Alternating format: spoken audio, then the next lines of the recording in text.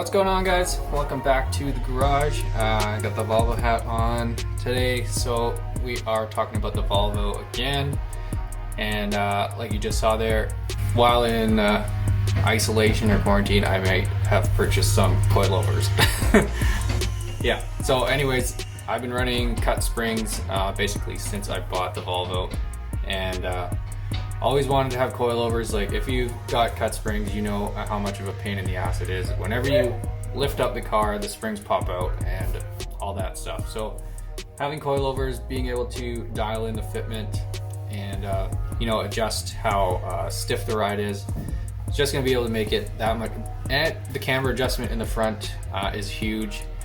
Definitely needed that. So yeah, this is pretty exciting for me. I have never owned coilovers before. The Subaru is on bags, so yeah, skipped that whole coilover thing and went right to bags, and then went down to cut springs, and now I'm at coilovers. So yeah, I'm excited. I am really excited to open these up. If you're wondering, I got these through iRace Autosports. They are in Canada, I believe in Ontario somewhere, and shipping was free to all the way to BC, so that was really awesome. They're super awesome to deal with. They have BC coilovers for basically any model of car that can be upgraded with coilovers. So yeah, let's get into this box and see what we got.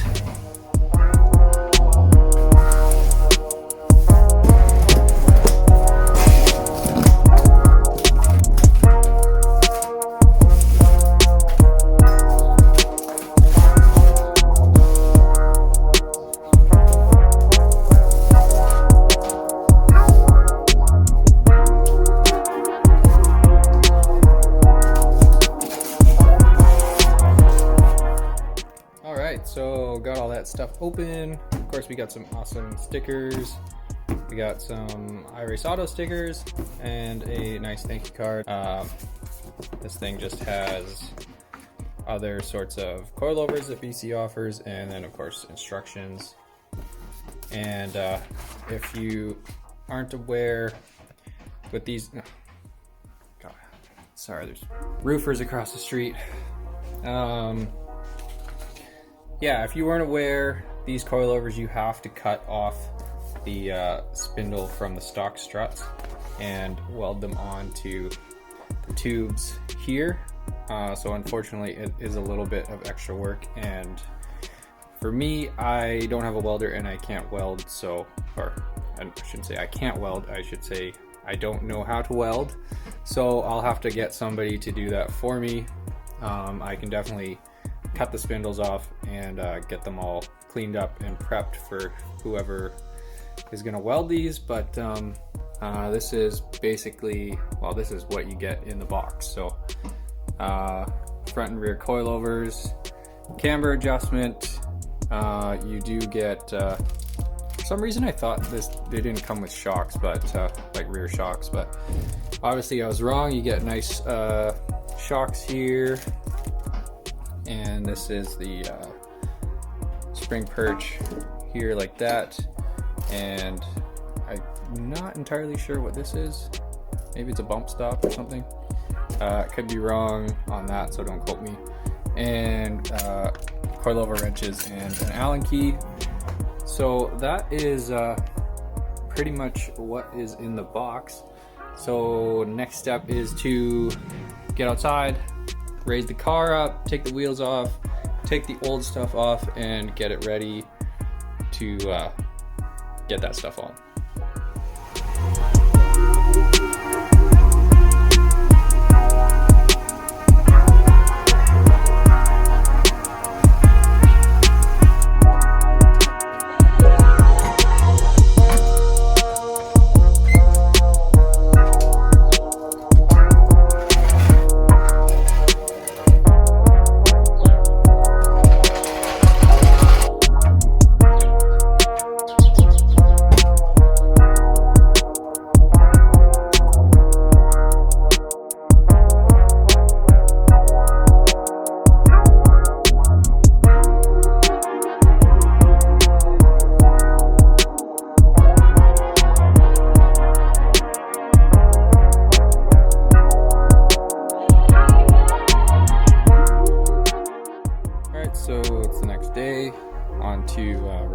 stuff. And I figured I'd start at the rear because it's the most simple. You basically have a 19mm nut here, 19mm here, and that is the shock out. And then there's one spring retaining tab down here. And if you've cut your springs, they're going to be like this anyway, so that'll be super easy to get out. So we'll spray these down with a little bit of lube first and get the impact out and take those off.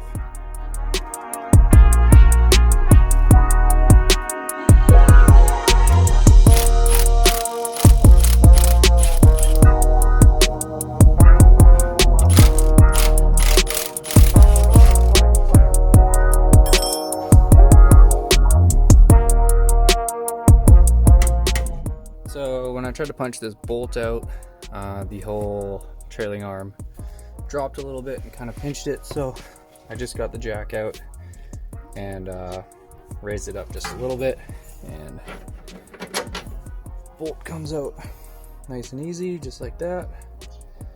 Kind of debating whether or not I want to replace these or not. They don't look too bad.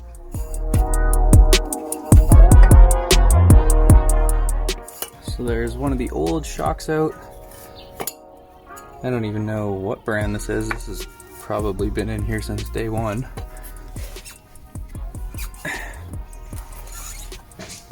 Oh yeah.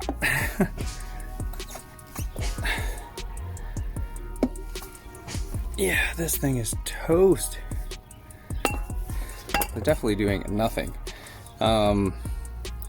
Yeah, I guess one thing to note here is there is a spacer here that just kind of helps position this in the right spot. So next up are these bottom spring retainers, which are pretty easy, but they can be a little bit tricky because this center stud here is pressed into the retaining plate, which I'll show you in a minute here. But sometimes it likes to spin, which makes it really hard to get this nut off. So what I've found works really well if you happen to have that problem is just to get some vice grips and clamp it down so that it can't spin. And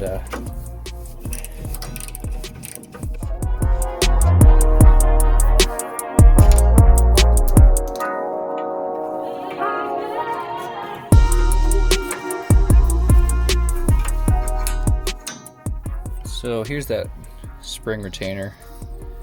As you can see, this stud is kind of pressed in here. So yeah, a lot of times these are actually just rotted right out. So you may even have, or you'll find your car might have something that somebody kind of rigged up. But yeah, these can be a little bit tricky, but I found the vice grip trick works really well.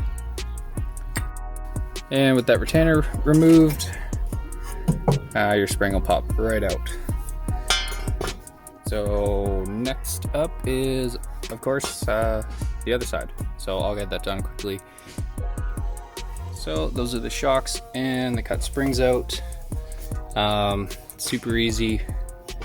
19mm nuts for the shocks and 17mm for the spring retainers.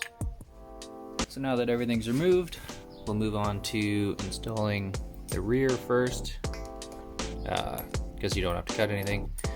But I just wanted to show you how tall the springs are from the factory.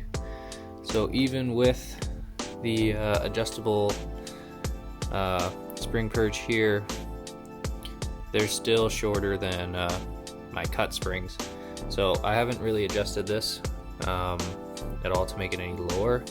So I'm just going to see how this turns out, because even with these cut springs, it was fairly close. The fender was fairly close to the wheel, so it should be all right. Well, we'll see where we're at, but we'll move on to throwing this onto the car.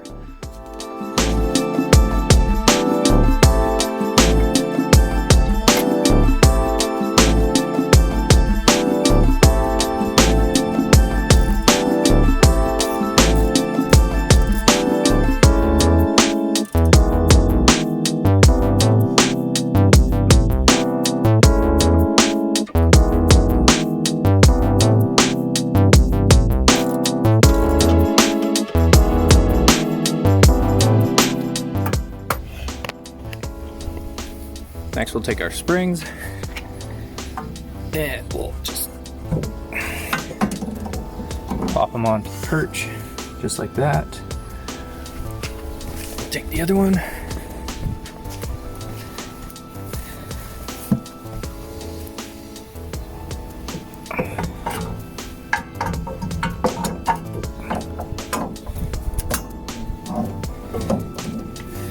Second one, and next we'll jack up the axle so that these are seated on these upper mounts, and then we can go ahead and install the shocks.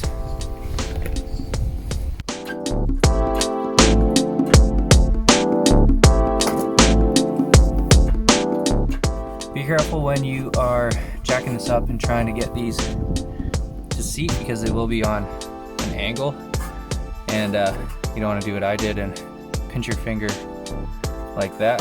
I pulled this and it popped up and bruised my finger. But next we'll move on to the shocks. So now moving on to mounting the shock. This will be the top, which mounts in here, and this end will mount inside the trailing arm. Should be fairly simple to install this.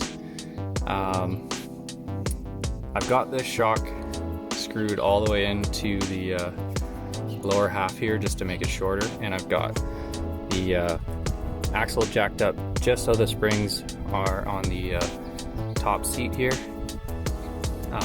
So once we get this mounted, we'll just thread this out, or actually we will jack this up so that these springs are fully seated, and then we'll just lengthen this out to the proper length so that it lines up with the hole in the trailing arm.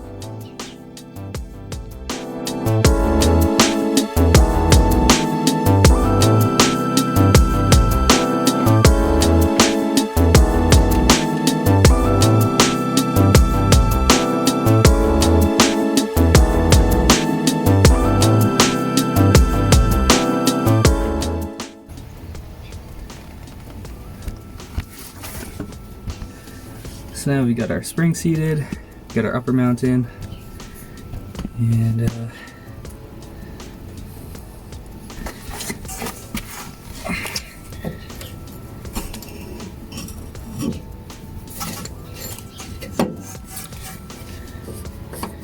now I'll just extend this down to where it lines up with the hole.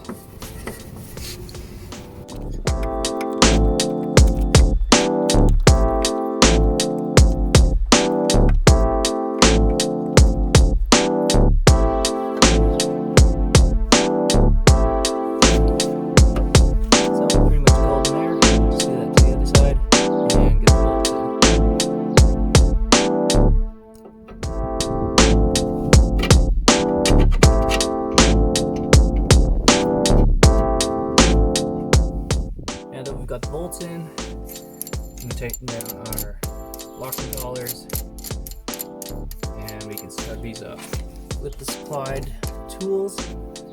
Make sure to do these for the bottom spring perches, and then tighten all the fasteners to factory spec, and that is it for the rear. Alright guys, so it's another new day. As you can see, I had to stop because it was raining. We've been having really crappy weather right now. It's May and it's actually a long weekend. But gonna quickly tackle removing the strut before it starts downpouring. It's a pretty simple process, but we got to take off the brake caliper, rotor, the hub, dust shield, loosen and remove the tie rod end.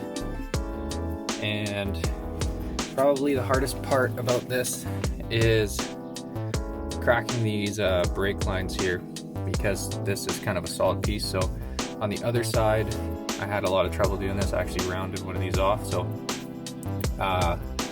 instead of trying to remove this, I just cut a slot in here, just grinded or zipped off a slot and slid these out of the way, cracked the brake lines on the back of the caliper and removed it that way. The BC coils actually do come with a small sheet metal piece. We'll need to remove the ball joint and basically 3 nuts up here, and once that's done we can then disassemble the strut. But right now I'll just quickly cut to a time lapse of doing this because I'm not sure how long this weather's gonna hold out, and I really want to get this done. So yeah, let's get to it.